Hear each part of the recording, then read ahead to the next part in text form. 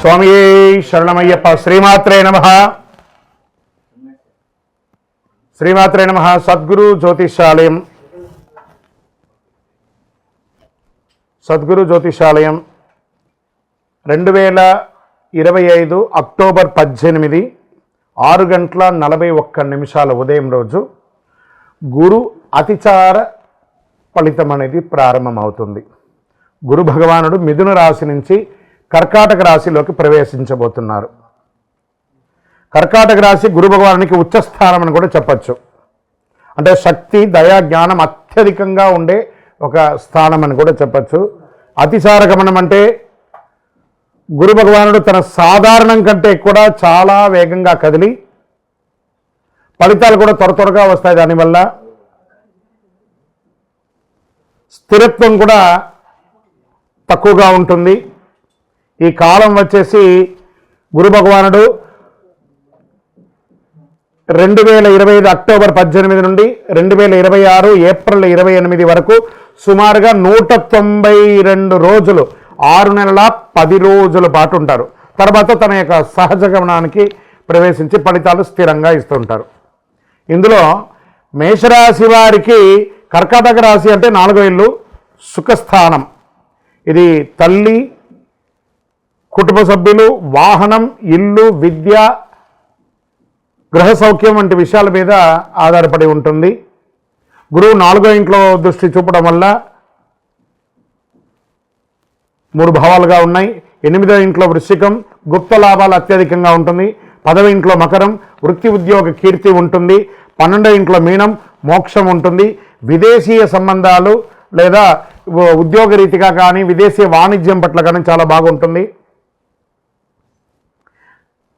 మేషరాశి వారికి కుటుంబ సభ్యులంతా ఎలా ఉంటారు అంటే సంతోషం పెరుగుతుంది. సొంత ఇల్లు లేదా వాహనం కొనుక్కోవడం ఎన్నో రోజులుగా మీరు ప్రయత్నం చేస్తున్న ఈ గురువు యొక్క అతిచారం వల్ల సొంత ఇల్లు కొనుక్కునే అవకాశాలు చాలా బాగున్నాయి.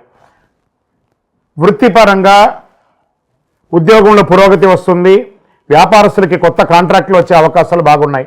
ఆర్థికంగా పాత డెట్స్ అంతా కూడా తిరిగిపోయి చక్కగా అనుకూలం వచ్చే అవకాశాలు ఉన్నాయి. వివాహం కాని వారికి ఇది ఒక మంచి సమయం అని కూడా చెప్పచ్చు. ఈ యొక్క గురు అతిచార సమయంలో కూడా కొన్ని తాత్కాలిక మార్పుల వల్ల కొన్ని ఫలితాలు కూడా కొంచెం విరుద్ధంగా కూడా ఉంటుంది. గృహ మార్చడం, ఉద్యోగం మార్పడం, స్థిరత్వం లేకుండా ఒక్కొక్కసారి ఉండడం, ఆర్థిక అధిక ఖర్చులు చేయకుండా ఉంటే మంచిది. క్రమశిక్షణ పాటించాలి, ఆరోగ్యం పట్ల శ్రద్ధ వహించాలని చెప్పారు. సరే, ఈ యొక్క గురు అతిచారం వల్ల మేషరాశి వారు పాటించాల్సినటువంటి పరిహారాలు ఏమైనా ఉన్నాయి అంటే పసుపు వస్త్రాన్ని ఎక్కువ శాతం వాడడానికి ప్రయత్నం, గోల్డెన్ కలర్, ఎల్లో కలర్ ఎక్కువ వాడడానికి ప్రయత్నం చేయండి. దక్షిణామూర్తి స్వామి వారిని ప్రార్థన చేయండి. దేవాలయానికి వెళ్ళి దీపం వెలిగించండి. దత్తాత్రేయ స్వామి వారిని ప్రార్థన చేయండి. వీళ్ళుంటే విష్ణు సహస్రనామ పారాయణం చేయండి. గోవులకి ఆకుకూరలు, పండ్లు అవన్నీ కూడా ఇవ్వండి. ఈ యొక్క సమయం 60-40%గా మేషరాశి వారికి ఉంది. శ్రీమాత్రే నమః. అందరికీ దీపావళి శుభాకాంక్షలు. ఫస్ట్ సద్గురు జ్యోతిషాలయం నుండి దీపావళి శుభాకాంక్షలు. మా టీవీ ఛానల్ ద్వారా చూస్తున్నటువంటి ప్రతి ప్రేక్షక మిత్రులకి, భగవద్బంధువులందరికీ కూడా దీపావళి శుభాకాంక్షలు. అందరికీ ఉన్నటువంటి ఒక చిరు రెగ్యులర్గా అన్ని టీవీల్లో అన్ని ప్రవచనకర్తలు అందరు గురువులు చెప్తున్నదే, కొంచెం మనం కూడా మన ఛానల్ ద్వారా కూడా కొంచెం తెలుసుకునేటట్టుగా బాగుంటుంది అనే ఒక చిరు ప్రయత్నంలో దీపావళి అంటే ఏంటి, దీపావళి రోజు ఏం చేయాలి, దీపావళి రోజు ఏ పూజ చేయాలి, ఈ దీపావళి ఎప్పుడు వచ్చింది, పటాకులు కాల్చొచ్చా కాల్చకూడదా, ఏ పూజ చేయాలి, ఇవన్నీ కూడా ఆలోచన ఉంటుంది. దీపావళి అంటే దీపపు ఒక వరసను దీపావళి అంటారు. నరకాసురుని యొక్క వధం అయిన తర్వాత, ఆ నరక చతుర్దశి అయిన తర్వాత వచ్చే రోజుని దీపావళి. ఆ నరకాసురుని సంహరించిన తర్వాత అమ్మవారు ఈ ప్రపంచం అంతా కూడా ఆనందపడింది. దాంతో దీపాలు వెలిగించి అందరూ కూడాను ఆనందాన్ని పొందినటువంటి దాన్ని దీపావళి అంటారు. ఆ రోజు నుంచి మొదలు పెడితే కార్తీక మాసం మొదలయ్యి చక్కగా కార్తీక మాసం, ధనుర్మాసం అంతా కూడాను ప్రతి ఇంటిలోనూ గడప దగ్గర, తులసి కోట దగ్గర, అన్ని చోట ఉసిరి చెట్టు దగ్గర, రాగి చెట్టు దగ్గర అందరూ కూడా దీపాలు పెడుతుంటారు కదా. ఈ దీపాలు వరుసగా పెట్టేదాన్ని దీపావళి, దీప వరుసను దీపావళి అంటారు. ధన్తెరస్, అమ్మవారు లక్ష్మీవారు, కొంతమంది ఈ దీపావళి రోజు చక్కగా లక్ష్మీ పూజలు చేస్తూ ఉంటారు. కొత్త వ్యాపారాలు ప్రారంభిస్తూ ఉంటారు. మరి దీపావళి రోజు ఏం చేయాలి గురుగారు అని అంటే తైల అభ్యంగన స్నానం చేయాలి అంటారు. పెద్దవాళ్ళు ఉంటారు కదా, ఇంట్లో పెద్దవాళ్ళు ఒక చోట కూర్చొని ఉంటారు. పిల్లలందరినీ కూడా అక్కడ కూర్చోబెట్టి వాళ్ళకి నువ్వుల నూనె రంగరించి పటాకులు ఇచ్చి కాల్చమని చెప్పి తర్వాత స్నానం చేసి వచ్చి కొత్త బట్టలు వేసుకొని ఇంట్లో పూజ, లక్ష్మీ పూజ చేయడం, దేవాలయాలకు వెళ్ళడం, పెద్దవాళ్ళందరూ కూడా చిన్నపిల్లలకి ఆశీస్సులు ఇస్తూ వాళ్ళకి గిఫ్ట్స్ అంతా కూడా ఇవ్వడము, ఇవన్నీ చేయడం. ఒకటి, సాయంత్రం అవ్వగానే చక్కగా వారి పాఠ్య పుస్తకాలను ఒక 2 నిమిషాలు 5 నిమిషాలు చదవడం. ఎందుకంటే లక్ష్మీప్రదం అంటారు. ఆ రోజు పుస్తకం చదవడం లేదా ఒక శ్లోకం నేర్చుకోవడం, ఒక పూజ చేయడం అనేది లక్ష్మీప్రదం అంటారు. అంత అద్భుతమైనటువంటి రోజు.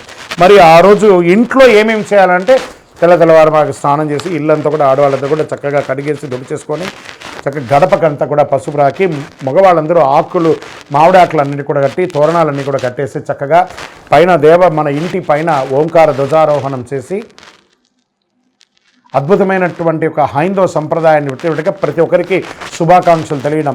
ఎందుకు ఈ శుభాకాంక్షలు చెప్తున్నారంటే మనం కొన్ని రోజులుగా కొంతమందికి మాట్లాడకుండా ఉంటాం చూసారా, ఒక్కసారి మీరు ఎప్పుడో ఫోన్ చేస్తారా అని ఎదురు చూస్తుంటారు. వాళ్ళతో ఒక్కసారి మాట్లాడండి, శుభాకాంక్ష తెలవగానే మళ్ళీ ఆ దీపకాంతి పెరిగినట్టు వాళ్ళ జీవితంలో, మీ జీవితంలో ఒక ఆనందాన్ని తెచ్చే ఒక అద్భుతమైనటువంటి రోజే ఇక దీపావళి రోజు.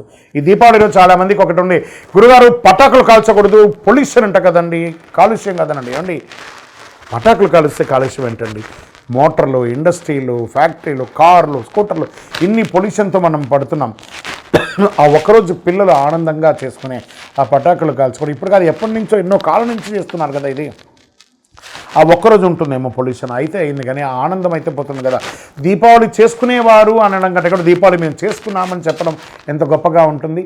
ఈ 2025 దీపావళి ప్రతి ఒక్కరి యొక్క జీవితంలో ఆనందాన్ని కలిగించాలని, అద్భుతాన్ని కలిగించాలని భగవంతుడి దగ్గర ప్రార్థన చేసుకుంటూ అఖిలాండ కోటి బ్రహ్మాండ నాయకుడైన శ్రీ ధర్మశాస్త్ర అయ్యప్ప స్వామి వారి యొక్క సంపూర్ణ అనుగ్రహం ఉండాలని, దీపావళి అప్పుడు పెద్దవాళ్ళందరూ చిన్నపిల్లలు పటాకులంతా కాల్చినప్పుడు జాగ్రత్తగా వారి మీద దృష్టి పెట్టండి. ఎందుకంటే పట్టు చీర కానీ పట్టు లంగాలని ఆడపిల్లలంతా వేసుకుంటుంటారు. చిన్నపిల్లలు చేయి కాల్చుకోకుండా కొంతమంది పిల్లలు చేతితో కాల్చుతుంటారు.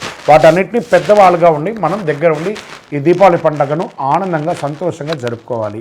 విజయోస్తు. శరణమయ్యప్ప స్వామి, శరణమయ్యప్ప అఖిలాండ కోటి బ్రహ్మాండ నాయకునే శరణమయ్యప్ప. కార్తీక మాసం వచ్చేసింది, మార్గశిర మాసం వచ్చేసింది. అయ్యప్ప స్వామి ఉభయ తెలుగు రాష్ట్రాలే కాకుండా దేశ విదేశాల్లో ఎక్కడ చూసినా అయ్యప్ప స్వామి వారి యొక్క పూజలు, దీక్షలు, శబరి యాత్రలు అన్ని రకాలైనటువంటి మొదలైంది. మన యొక్క ఛానల్ ద్వారా ఇంక కొంచెం రీచ్ అవ్వాలని చాలామంది మాల వేసుకున్న వాళ్ళకి ఎన్నో ధర్మ సందేహాలు ఉన్నాయి.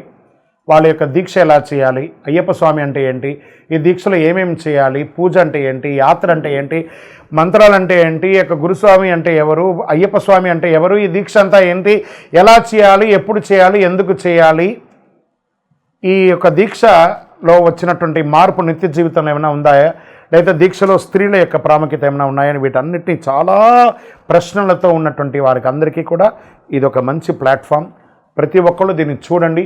చూసిన వాళ్ళు మీకు నచ్చిందంటే మీ మిత్రులకి, మీ స్నేహితులకి షేర్ చేయండి. ఇది ఆధ్యాత్మికమైనటువంటిది కదా. మన ఛానల్ పక్కనే గంట గుర్తుంది కదా, దానిలో ఒక గంట కొట్టేసాను గట్టిగా, అన్నీ కూడా మీకు వచ్చేస్తుంది. మన ఛానల్ని సబ్స్క్రైబ్ చేసుకోండి. శరణమయ్యప్ప. అయ్యప్ప దీక్షలో ఉన్న వాళ్ళు రోజుకి ఎన్నిసారి భోజనం చేయాలి? ఏకభుక్తం, ఒకటేసారి భోజనం చేయాలని చెప్పారు. దొరికింది కదా అని చెప్పి ప్లాట్ఫామ్ వెంబడి రోడ్ల మీద నిలబడుకొని తినడాలు, ఎక్కడ పడితే అక్కడ తినడాలు, ఉదయం ఒక టిఫను, మధ్యాహ్నం భోజనం, రాత్రి భోజనము, మళ్ళీ దీక్షలో ఆయిల్ ఫుడ్స్ అన్నీ తిని ఉపయోగం లేదు. మరి దీక్ష తీసుకుని లాభమైంది. ఏకభుక్తం చేయాలి, అది కూడాను స్పైసీ లేకుండా, గార్లిక్ ఆనియన్ లేకుండా, ఏ విధమైనటువంటి రజోగుణ పూరితమైనటువంటి లేకుండా మంచి సాత్వికమైనటువంటి ఆహారాలు తినాలి. వీలుంటే సాయంత్రం పూట పండ్లు, పలహారాలు మాత్రమే తీసుకోవాలి. విజయోస్తు. అయ్యప్ప స్వామి వారి చిన్ముద్రాం, మన మాలలోనే ఏం చెప్తున్నాం? జ్ఞానముద్రాం, శాస్త్రముద్రాం, గురుముద్రాం నమామ్యహం, వనముద్రాం, శుద్ధముద్రాం, చిన్ముద్రాం నమామ్యహం. చిన్ముద్ర అంటే ఇది బొటన వేలుని, ఈ వేలుని తీసుకొని ఇలా పెట్టడం వల్ల ఏమవుతుందంటే ఆరోగ్యపరమైనటువంటి ఫలితాలన్నీ కూడా ఇందులో ఉంటాయి. మనం కూడా నిత్య జీవితంలో రోజు ఇలా పెట్టి చూడండి, నఖశిఖ పర్యంతం మనకి నరాలన్నీ కదులుతున్నటువంటి ఒక ఫీలింగ్ ఉంటుంది. స్వామివారి దాంట్లో చిన్ముద్ర అంటే ఇదే అనమాట. దీన్నే చిన్ముద్ర అంటారు. ఈ చిన్ముద్ర అందమైనటువంటి ముద్ర, చిన్న అంటే చిన్నది, ఇది అందమైనటువంటి ముద్ర, ఆరోగ్యాన్ని ఇచ్చే ముద్ర కాబట్టి ఇది స్వామివారు ఎంచుకున్నారు ఆ చిన్న ముద్రను. శరణమయ్యప్ప. ఇది మీకు విదేశాల్లో ఆలయాలు ఉండదని చెప్పడం తప్పండి. వర్జీనియా, లేకపోతే వాషింగ్టన్ డీసీ, లేకపోతే న్యూజెర్సీ, న్యూయార్క్, మన దీంట్లో అమెరికాలోనూ మంచి అతి విపరీతమైనటువంటి చలి ఉన్నటువంటి స్విట్జర్లాండ్లోనూ, ఆస్ట్రేలియాలోనూ, దేశ విదేశాల్లోనూ, కెనడాలోనూ, అన్ని దేశాల్లోనూ అయ్యప్ప స్వామి దేవాలయాలు ఉన్నాయి. ఇంకా 18 సహా ఉన్నాయండి. వనయాత్ర చేసే రకంగా కూడా ఒక 5 కిలోమీటర్ల ప్రయాణంతో పాటు ఏర్పాటు చేసినటువంటి దేవాలయాలు కూడా ఉన్నాయి. అక్కడ కూడా చాలా అద్భుతంగా మంచి చలిలో కూడా చన్నీటి స్నానం చేసి దీక్ష తీసుకొని శబరిమలకి వెళ్ళే వాళ్ళు ఉన్నారు. బ్రహ్మాండమైనటువంటి యాత్రలు చేస్తున్నారు. 41 రోజులు 48 రోజులు వ్రతం తప్పకుండా చేసి మరీ భారతదేశానికి వచ్చి ఇరుముడిస్తున్నారు. రానిలేని వాళ్ళు అక్కడే వారి వారి ప్రాంతంలోనే ఇరుముడి కూడా ఇస్తున్నారు. శరణమయ్యప్ప. ఏమంటే అయ్యప్ప మాల వేసుకున్న వాళ్ళు మా ఇంట్లోనే పూజ చేసుకోవాలా లేదా బయట ఎక్కడన్నా పూజ చేసుకోవాలా? ఇది ఒక మిలియన్ ప్రశ్న. మీరు మాల వేసుకునేది ఎవరి కోసం? ఇక్కడ ఒక ప్రశ్న ఉంటుంది. మనం నమ్మిన వాళ్ళు తల్లిదండ్రులు, మనల్ని నమ్మిన వాళ్ళు భార్య పిల్లలు. మనం వీళ్ళ కోసమే మనం దీక్ష తీసుకుంటున్నాం కాబట్టి ఎక్కడో మండపంలో వేసుకుంటాం, మేము సన్నిధానంలో చేసుకుంటే భార్య పిల్లలు ఏం కావాలి? 48 రోజులు మీరు దీక్ష తీసుకొని ఉండగా 150 కోట్ల మందిలో అయ్యప్ప స్వామి మిమ్మల్ని ఎంచుకున్నాడు. ఆ పవిత్రమైనటువంటి మాల మీ మెడ మీద పడింది. మీకు సేవ చేసుకునే భాగ్యాన్ని మీ తల్లిదండ్రులకి, మీ భార్య పిల్లలకి మీరే కదా ఇవ్వాలి. కాబట్టి ఇంట్లోనే పూజ చేసుకోవాలి. మాకు వసతులు తక్కువనండి, అబద్ధం అండి. ఈరోజు ప్రతి ఒక్కరి ఇంట్లోనూ ఎక్స్ట్రా రూమ్ ఉన్నాయి. ఆ సపరేట్గా రూమ్లో పెట్టుకొని చక్కగా పూజ చేసుకోవచ్చు. మీరు సాక్షాత్ అయ్యప్ప స్వామిగా ఉంటారు కాబట్టి ఆ ఇంటిని పాలి ఆ ఇల్లు దేవాలయంగా మారిపోతుంది. చక్కగా అందరూ కూడా మీకోసం ఎదురు చూస్తుంటారు మీరు చేసే సేవకు. శరణమయ్యప్ప. లేదండి, ఏ గురుస్వామి కూడా కొత్తగా మాల వేసే వాళ్ళని ఇబ్బంది పెట్టరండి, అవన్నీ అబద్ధం. అలాంటి ప్రశ్నలే లేదండి. వాస్తవానికి గురుస్వామి దైవమే తునైప. ఆ గురుస్వామి దయ ఉంటేనే ఆ భక్తులందరూ కూడా శబరిమలకి వెళ్తారండి. ఏ గురుస్వామి కూడా ఇబ్బంది పెట్టరు. అలాంటి ఇబ్బంది ఆలోచన కూడా పెట్టకండి. ఒకవేళ వారు ఇబ్బంది పెట్టే రకంగా మీకు అనిపించిందంటే వారితో కూర్చొని మాట్లాడండి, డిస్కస్ చేయండి ఆ గురుస్వామి దగ్గర. ఎందుకంటే గురుస్వామి లేనిదే ఈ యొక్క శబరిమల యాత్ర లేదు కాబట్టి గురు నింద చాలా మహాపాపం. గురు నింద చెయ్యకండి. శరణమయ్యప్ప. అయ్యప్ప మాల వేసుకున్న వాళ్ళు ఎన్నింటికి లేవాలి, ఎన్నిసారి స్నానం చేయాలి, ఎన్నిసారి పూజ చేసుకోవాలంటే కార్తీక మాసంలో మనం మాల వేసుకున్న ప్రతి ఒక్కరు కూడా సూర్యోదయాత్పూర్వం లేవాలి. బ్రాహ్మ్య ముహూర్తంలో లేవాలి. ఈ బ్రాహ్మ్య ముహూర్తం అయిన తర్వాత తెల్లవారుజామున 4 నిద్ర లేవడం, తర్వాత చన్నీటి స్నానం చేయడం, ఒక్కసారి ఉదయం ఒక్కసారి సాయంత్రం. ఆహార నియమాలు అదుపులో ఉంటే ఈ 2 సార్లు స్నానాలు చేయాలి. అతిగా ఈ ఆయిల్ ఫుడ్కి సంబంధించిన ఆహారాలన్నీ తీసుకున్నారంటే ఎన్నిసార్లు అవుతుందో అది మీ ఇష్టం. కానీ ఎన్నిసారి పూజ చేయాలని కాదు, కలవు నామస్మరణాత్. మన యొక్క DNA శరీరంలో మొత్తం ఆ అయ్యప్ప స్వామి వారి యొక్క నామస్మరణ అణువు ఉండాలి. కాబట్టి నామస్మరణకు ఒక లిమిట్ అంటూ లేదు. శరణమయ్యప్ప, శరణమయ్యప్ప, శరణమయ్యప్ప.